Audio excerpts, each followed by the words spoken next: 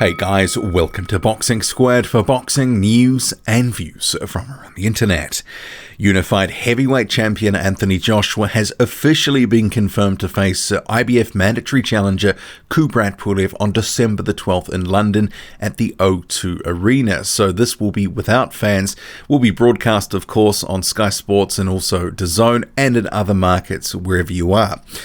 So this fight, I'll get to a few thoughts on it later, but first we'll get to the press release, the quotes, etc.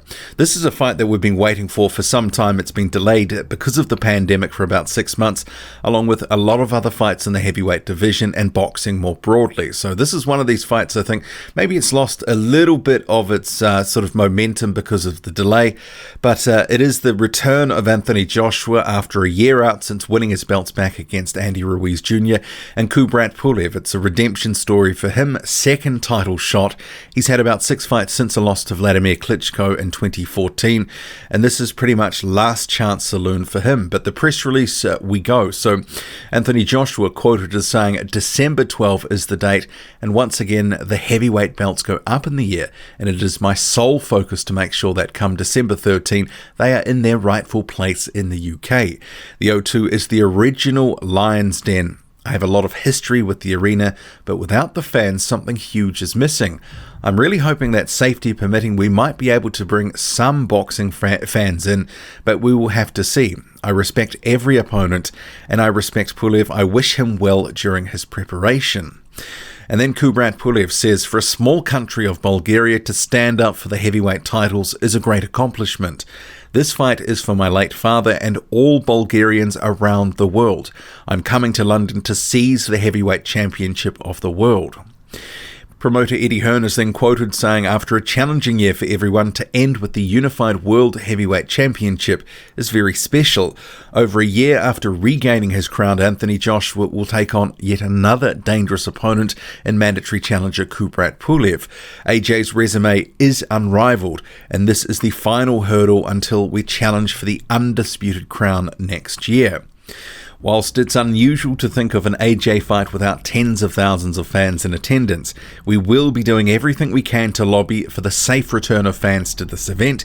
We have to move forward together. I know Team Pulev and Bob Arum will be doing all they can to become world champion on December 12th, but AJ constantly evolves and improves, and I expect a dominant performance and a spectacular KO to close out 2020. Bob Arum of Top Rank, who co-promotes Kubrat Pulev, says Eddie Hearn better watch out. Kubrat Pulev is going to destroy his plan for a Joshua-Tyson Fury unification fight. Pulev's other promoter, John Wirt of Epic Sports and Entertainment, says crowd or no crowd, we're going to AJ's backyard to claim the titles. Come December 12th, there will be no more excuses or delays. I guarantee that it will be an epic battle and that Kubrat will stop AJ inside the distance. And then we have Adam Smith, and we don't care about that. So this fight, obviously this has been a long time in the making. Remember, just days after that win in the rematch against Andy Ruiz Jr., we had Anthony Joshua's IBF mandatory in Kubrat Pulev called. Also at the same time, Alexander Usyk WBO mandatory. We'll come to him a little bit later on because there's a line from the press release that I want to sort of pick up from. But it's a long time ago, basically 9-10 months or so since the fight was called. Originally, it might be scheduled for maybe April. They then started talking about June. It was made for June, and then obviously it was pushed back due to the pandemic. So this will be the one fight for both of these fighters this year. And with the pandemic, it seems to be if you're getting one meaningful fight in this year, then you're actually not doing too badly. But because it's 2020 and there's been all sorts of unexpected things happening this year inside and outside of the ring, maybe this just isn't a case of a sort of standard Joshua defense and that Kubrat Pulev can be completely written off. Previously, Joshua has spoken about sort of wanting to be dominant and walk through Kubrat Pulev, prove how much better he is. But with the inactivity, no fights this year, but also we've seen a few results in the ring. Yeah, I think since boxing returned from the pandemic, there's just, a few more variables than say there might have been usually. So, yeah, I mean, this fight is interesting to a point, but I think a lot of us, it's been here for so long that it is hard not to look past it. But Kubrat Pulev, as I mentioned at the start of the video, he's looking for his redemption story, to play that out. He's been biding his time, and he's only had about half a dozen fights since that 2014 loss to Klitschko. So he's maneuvered himself into position to get the second title shot. He's going to want to make the most of it. And we had seen, months ago when the fight was going to be happening for June, that he was looking in really good shape and he was leaving sort of nothing, to chance. He was no stone unturned, as it were. And I would expect the best version, or something approaching the best version of whatever Kubrat Pulev's got left, because I do think, he is close to 40 now. He will be declining to some degree.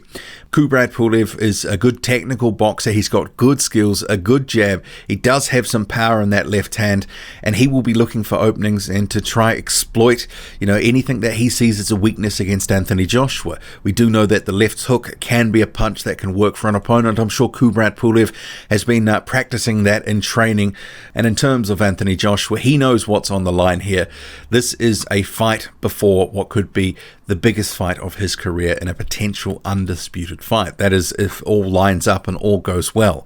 So this is kind of the final hurdle to get to it. So he really can't look past this fight, even though previously he sort of indicated that he is. He was focused on walking through Pulev, as it were, as he'd stated months ago. But perhaps that is just talk. He will know what's on the line here, and he can't really sort of take his foot off the throat. He has to be completely focused on Kubrat Pulev, and he says that he is.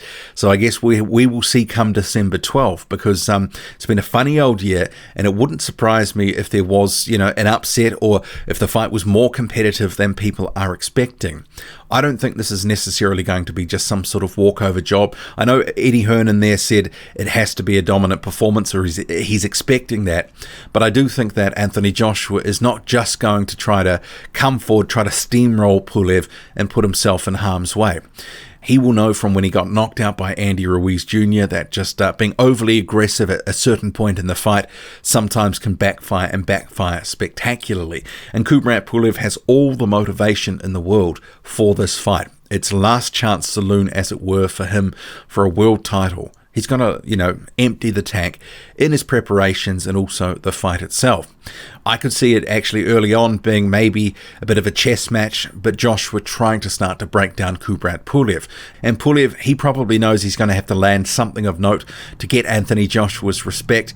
He will want to try to land some power punches, especially that left hook, if he does believe that there is going to be openings. I would be expecting Anthony Joshua to win, but it's 2020. Nothing is guaranteed here, and he's going to have to work for it. He's going to have to box smart, and probably I'm expecting a more conservative effort in the ring because of what's to come, but also based off previous fights, say against Ruiz in that first one.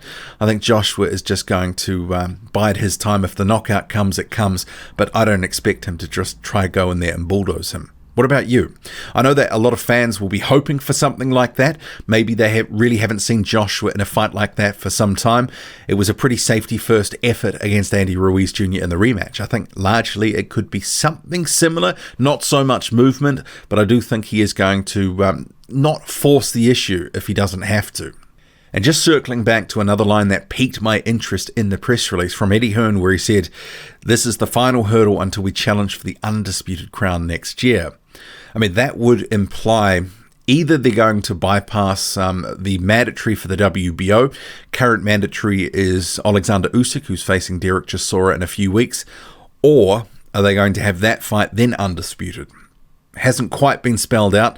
There has been some talk by Eddie Hearn. Maybe they could drop the belt, but then it wouldn't be undisputed. So we'll have to see what happens with that. But I think they're keeping things a little bit open and a little bit vague, because obviously there's some moving parts that maybe they're just not quite in control of yet, and they don't know where things are going to land. Although Alexander Usyk has said he will not be stepping aside.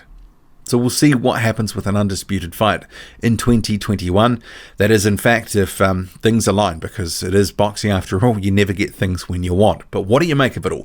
Joshua and Pulev confirmed December 12th in the UK at the O2, at this point without fans, but they're looking to, if they can, get a few in the door. But what do you make of it all? Drop a comment loud and often.